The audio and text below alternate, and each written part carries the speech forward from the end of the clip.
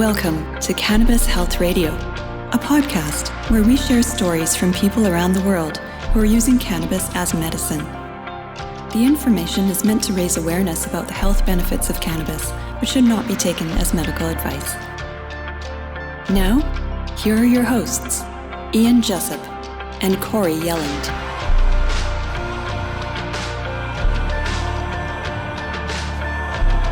Welcome to episode 239 of Cannabis Health Radio. I'm Ian Jessup. And I'm Corrie Yelland. Joining us on the program today is Joan Smiley of British Columbia, Canada. She's here to tell the remarkable story of her mother-in-law, who almost 2 years ago was diagnosed with stage 4 cancer of the vaginal rectal lining tissue. And after taking cannabis oil, her mother-in-law was cancer-free a year later. She's also going to tell us a couple of other stories, one of which is about her father-in-law, who was diagnosed with skin cancer, and within weeks, not months, but weeks, was cancer-free. And I thank Joan for telling us these fascinating stories. And Joan, welcome to the program. Hi there. Now, Joan, take us back 2 years and tell us the story of your mother-in-law's cancer diagnosis. Okay, well, it was actually a bit of a process for she was had a biopsy done locally, and that came back negative. And she went to go see a specialist because she still had a fistula. And when she seen the specialist, he said he wanted to do another biopsy and have it checked again because he didn't feel comfortable with it. And when that biopsy came back, it was positive. And that she was then diagnosed with stage 4 squamous cell carcinoma. And after she had, of course, the CT scan, MRI, PET scans, they isolated it, and it was, as you said, in the tissues between her vaginal and rectal tissues there. So they started her on a 6-week program of chemo and radiation on October 27th of 2017. She started her cannabis oil about a week before she started the radiation. How did you get her on cannabis oil? Right away, as soon as she was diagnosed, I just went online and just felt the urge to find out as much information as I could about cannabis oil and cancer treatment, just because I had heard a lot about it and the benefits of it, just through family, friends, and different things. So I began to research, and I actually found Corrie and searched her out, and got a lot of great information from her that I was able to pass on as well, and source a great resource for cannabis oil. So I was able to get her the 60 grams. So she was able to start that right away. And she did like the full 60 grams in 90 days. Joan, what was the prognosis? What were they saying to her? It wasn't good. I know just in the research, on that type of cancer, it's but like you're lucky to have a 20% recovery rate. So it wasn't a high recovery. And they were quite concerned it was spreading. So that's why they had sent her for the PET scans and everything, because they thought it was spreading to her liver. So once she had finished her treatment, they didn't really do anything besides follow-up blood tests, which was like once a week.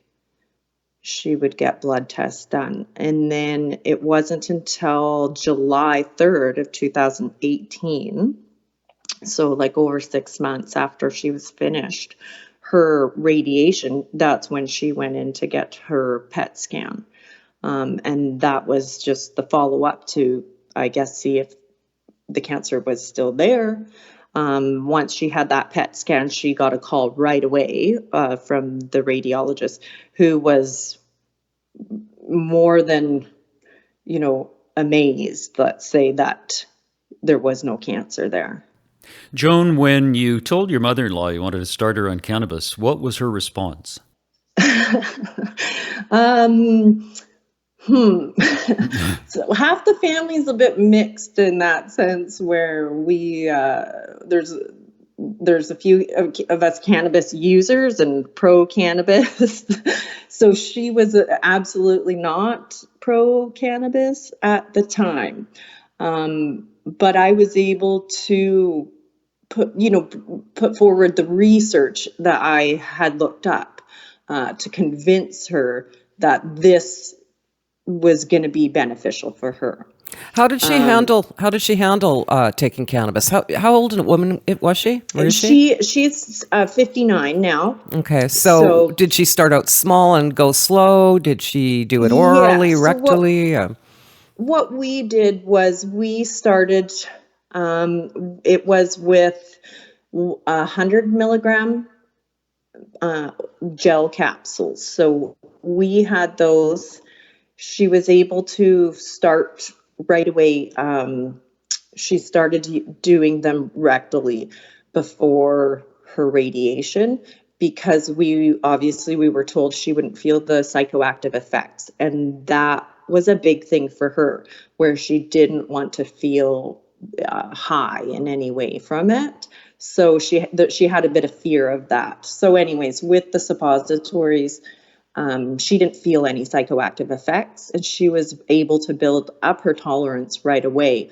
Unfortunately, with the radiation, it did a lot of damage. So she wasn't able to do suppositories about halfway through the treatment. So she began to slowly take them orally.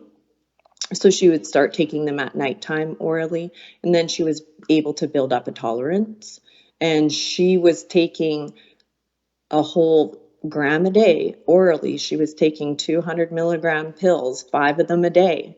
And she slept a lot on the couch. She rested well while she was healing, but she didn't feel like any bad psychoactive effects or anything from it, I think, because she had built such a tolerance. At any time, did she want to quit taking the cannabis? When she was taking it orally. Yeah, we actually took. We got her first. It was a 30 grams at once, because it was really expensive, and of course we were on a budget. We didn't get it all at once. So when we got the first batch and she had done that, she said, I'm okay. You guys don't have to spend the money. I'll be okay. But it was about a week she went without the pills, and she was so sick from the radiation that we got her the other batch right away and said, nope, you're taking the full 60 grams. So she started taking those, of course, right away. But at the end, there was no way she was going to stop taking it, because she knew it was helping her. When she took that time off of it, she knew she had to take it again. So she became a quick convert. Oh, yes, she did. And now she, although she did not tell her physicians that she used this as her treatment, she will preach it to anybody else who will listen. So she's definitely an advocate and knows that is what cured her cancer.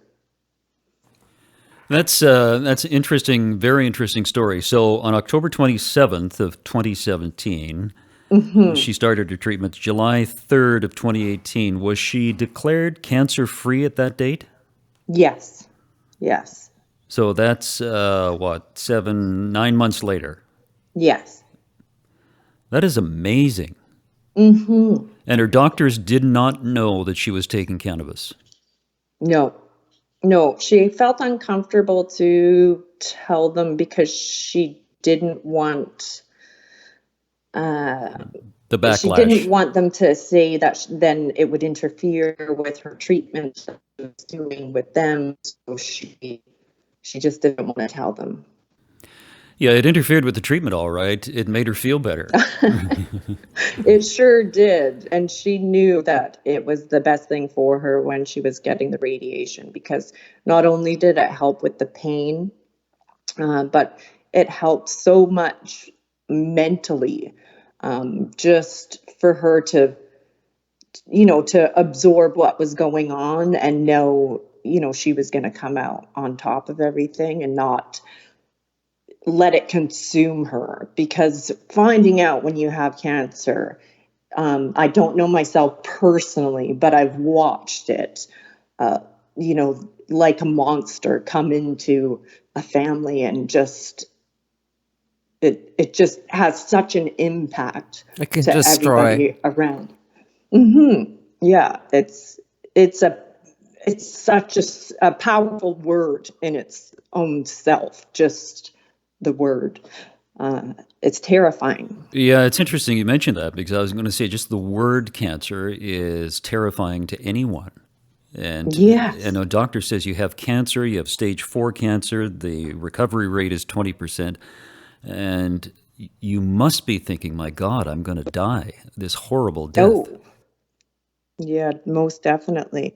And of course, as us as family around, it's the first thing you start thinking when someone gets diagnosed who's close to you is you're going to lose them, that they're not going to make it because of it. So that was why I've researched as much as I could, because, I was looking at my kids and this was their grandmother, and we wanted to do everything we could do to keep her here. So I can be more grateful that I was able to contact Corrie and another wonderful lady who was able to help us source the oil and essentially save my kid's grandmother. Now, after July the 8th of 2018, did she continue with any chemo or radiation? No. So she had no other follow-ups.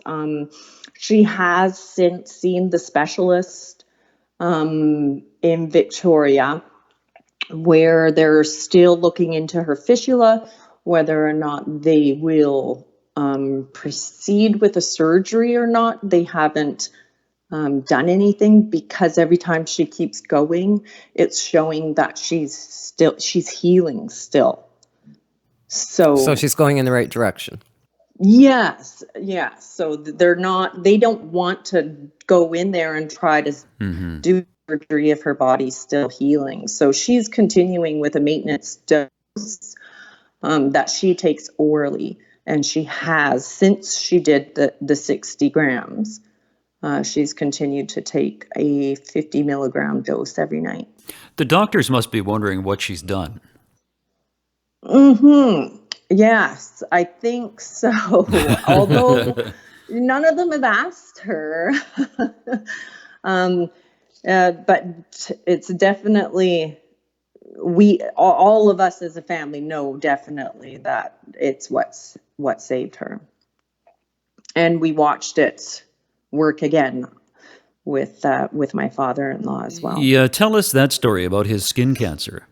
Well, that was also terrifying, because we had just gone through this battle with our mother-in-law, and it was within a month after she was diagnosed like cancer-free in July. So he went in just, I think, as routine, wanted to get a spot checked out on his leg. And they said it looked suspicious, as it looked like cancer. So they were going to do a biopsy right away. So they did a biopsy. And that same day, I gave him a syringe of oil and just said, put this on a bandage and put it on the spot. So he did that consecutively for 3.5 weeks. They had him scheduled right away for surgery to remove the entire spot. What kind of skin cancer was it? So it was the exact same cancer. It was squamous cell carcinoma that he had on his legs. So he went in 3.5 weeks later. They did the surgery to remove that whole spot, because you could still see the spot even though it had healed up from the biopsy, but there was still visibly like something there. So they took it all out. And when they tested that 3.5 weeks later, after he was applying the cannabis oil just on a bandage every day and taking a small 50 milligram dose orally at night every day, and he was cancer-free within 3.5 weeks later. They did the surgery and they did another biopsy on that, and it came back negative. I see. So he had the cancer. He had some remnants of the cancer, I don't want to say cancer, had some remnants of the disfigurement in his skin, biopsied. Mm-hmm. Well, they didn't, 3.5 weeks later, they're not going to look at it and say, oh, your cancer is gone. They just went ahead with the surgery that they had scheduled. Yeah. And then they did a test on it, and there was no sign of cancer. None. So explain that, how there was 3.5 weeks earlier it tested positive. Yeah. What did the doctor say? Whoops, I made a mistake. No, they were amazed, but I don't think told them what he had done. Oh, these sneaky older people. I know. I know. Why? I would be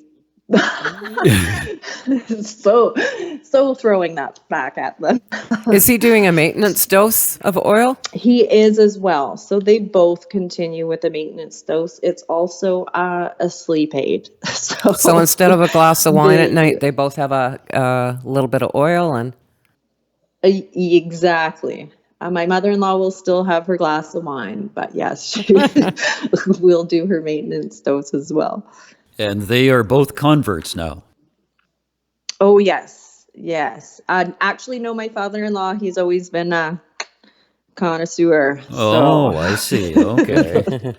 So he had no problem with it whatsoever. You know, telling the story reminds me of an interview I did. Corrie was away at the time. This was several years ago, to an ex-U.S. soldier who moved to Vietnam. He was in the Vietnam War, but he had this growth behind his ear, and it was just a horrible-looking thing. And he said it smelled, and it was poking out of the back of his ear. And he decided to use cannabis on it, and he rubbed cannabis on it every day. And he showed the after picture, and it disappeared and actually fell off. It stuck out of the back of his ear. It fell off. But all he had left was just this pink area behind his ear. It was fascinating. Yeah, it's amazing. It really is amazing. I've witnessed it myself firsthand, time and time again. That there's nothing that can explain it. I don't understand why there's not more research being done, why it's not in the forefront of our medical field, why it's not being used on a daily basis. That's easy to answer, Joan, because there's more money in pharmaceuticals than there is in healing people. Yeah, exactly. The pharmaceutical companies aren't there to heal people; they're in there to create customers. Mm-hmm. Now, you also have another story of a family friend who had cancer of the larynx, and given a year to live. Take us through that. So this was a friend of the family who just recently went in, and this is back in June, I think it was now. he went in and got a scope in his throat, right? So they seen there was this white tumor, basically. You could see it in the images that they had taken, and it was right next to his larynx in his throat, so his voice box, right? So they told him he needed to do radiation. So he did it was a small amount of radiation for a few weeks, whether it was about 6 weeks, the same as my mother-in-law. So he did that, and his throat was really red, and of course, like, did the radiation damage that you see with everyone that gets it. It burns your skin basically from the inside out. So he had that done.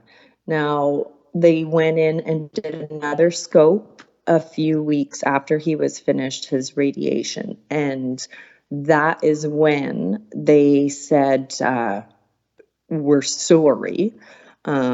It's not going away. The radiation didn't do anything. And you have 1 year to live. We can do a surgery and remove your entire voice box and put you on a feed bag, and that may increase your life expectancy approximately 6 months. So at that point, obviously, he was terrified.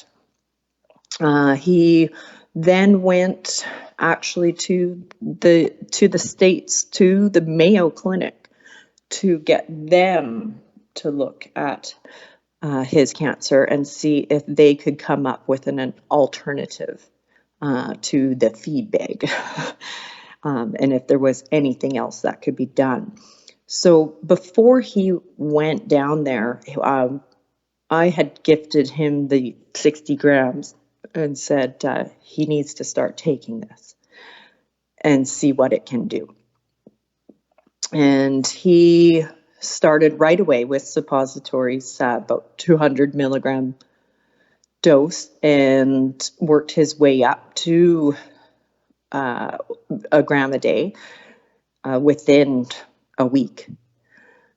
He didn't feel any psychoactive effects or anything from it, still drove and went to work and everything as well. Was he doing suppositories or oral? Suppositories. Okay, thank you. Yes, he started right away with suppositories and continued with them because his cancer in his throat and everything as well. So everything's a bit sensitive.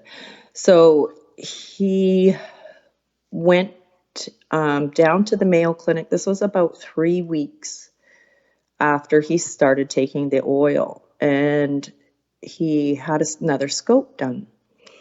And the white tumor that you could see in the 2 previous scopes he had here was now gone. So that, to me, right away, I was like, okay, you're on the road to recovery, I think, here. On the right track. So you need to, hold off on what they're telling you to do, right? So anyways, when he was at the Mayo Clinic, they suggested he have a small surgery. They go in, remove the red spot that they could see, that they called the tumor. But there was no white, like, big tumor that was there before, but it was still red. So anyways, they were going to cut that out for a measly, $300,000 US. They would perform that surgery for him. So he opted out of that and came back home, obviously excited to see the scope, and it showed like drinking, but still, his family, wanted him to move forward with the surgery. So he went to the specialists here in Victoria. And so they did the surgery. That was about 4 weeks ago now. they went in and took out those little red spots that they could see. There was still a few spots, but there was no tumor there anymore.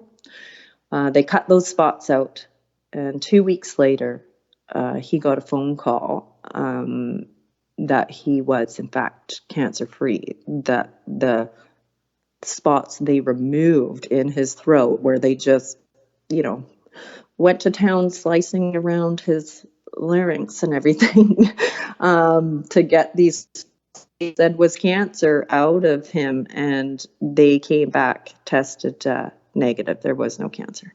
Joan, when you started telling the story and you mentioned the fact that the family wanted him to have the surgery, family pressure can be so overbearing. Mm-hmm. Beyond.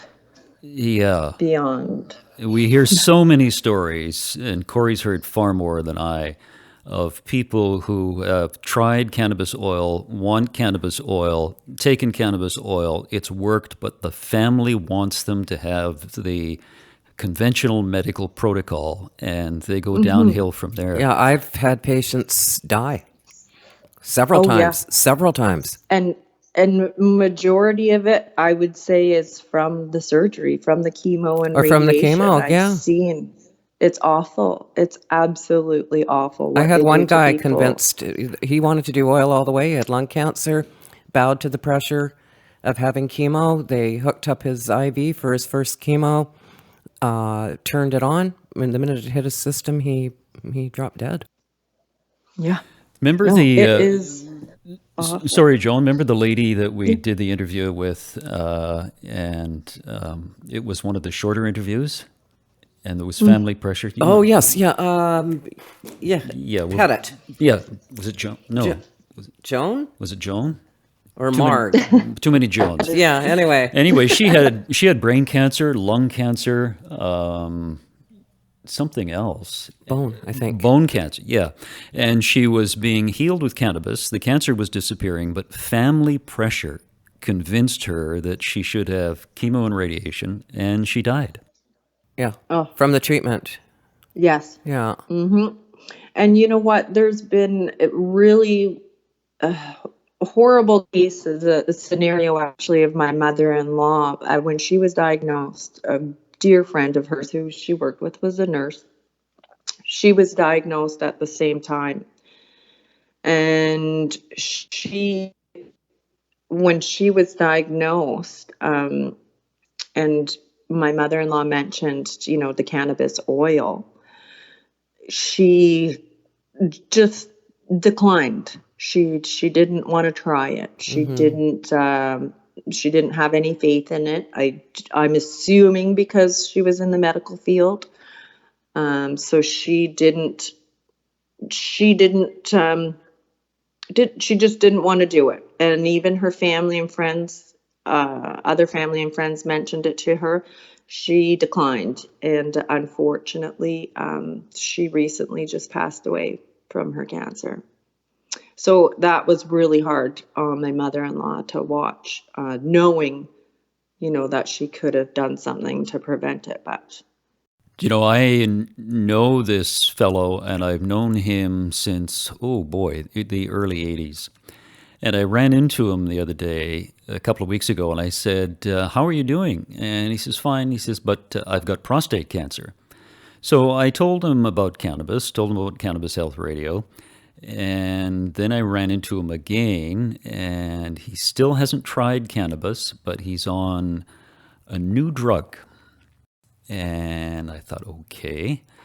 And people put their faith in these new experimental drugs, but when you tell them about cannabis, which has been around for thousands of years, they immediately say no. And you know what? You can't convince people to do something they don't want to do. But no, and you know what? There's a lot of confusion about it, where people think that they need to smoke it or eat brownies or things in order to cure their cancer, and that's absolutely not the method. Is going to benefit you. I'm going to say 100%. I believe that the suppositories are what work. The 60 grams in 90 days is what works. And people need to be aware, like, if there was a way to get it out there, like, where I wasn't getting incarcerated for doing so, I would be standing out front of the cancer clinic myself, handing out 60 grams to everyone walking out the door. No, that's good for you. But I got kids. Yeah. Joan, the fellow who had the larynx cancer, is he okay now? Everything's fine? 100%. He actually is going to do another dose. He wants to do another 60 grams in 90 days. So he obviously terrified when you get a diagnosis of, you've got 1 year to live. You need to get your affairs in order. He knows that it worked, and he wants to still continue and get as much in his system as possible. So he's going to continue with a high dose suppository for the next few months. Joan, how does it feel to save someone's life? Now you're going to get me. I can't even explain the gratitude that I feel for a plant. It's beyond. I'm just so grateful that I took those steps to research and to find out more information and to find out how to make it myself and to be able to provide, a cure to family and friends who, without it could very well lose their lives. So I couldn't be more grateful. Joan, you're a wonderful human being, and we thank you so much for telling these stories. We greatly appreciate it. Yeah, no problem. I'm glad I could be here and, to spread the word. Yeah, thank you so much, Joan. And it is emotional, isn't it? It's crazy emotional. Beyond. I've been doing a lot of reflecting, actually, and just looking back. I think just knowing that even right now that there's been 5 people that I've been able to help make a difference in their lives, it fills my heart. It really does. Joan, have a glass of wine and enjoy it. I will. Okay. Thanks very much. Thank you, Joan. All right. Appreciate Thank you. it. Take care. You too. Bye now. She had some remarkable stories, Corrie. Yeah, she really did. Yeah, that's for sure. So she went from this woman who didn't know a whole lot, reached out to me, got her pointed in the right direction, etc., to now where she's making her own oil for her family. Yeah, it's great. That's another edition of Cannabis Health Radio. We'd like to thank Ron Czar of Rowan Sound, our producer, our stellar producer. Thank you, Ron. And thank Mark in Belgium, who posts our podcasts on YouTube. And we want to thank you, our listeners, for listening to Cannabis Health Radio. And we hope that you can get something out of these interviews, as Joan did. And if you'd like to contribute to Cannabis Health Radio, you can do so on our website, cannabishealthradio.com, or go on Patreon and contribute. We'd very much appreciate it. Thanks again. Thanks for listening to Cannabis Health Radio. For more information and to search previous podcasts, visit our website, cannabishealthradio.com. Subscribe so you don't miss new episodes. And follow us on Facebook, Instagram, and Twitter. This podcast is made possible by donations from our listeners. If you found the information helpful, please consider making a donation in any amount through our website. You can also help us share our message by leaving a review on your podcast listening platform. We are very grateful for your support. Thank you.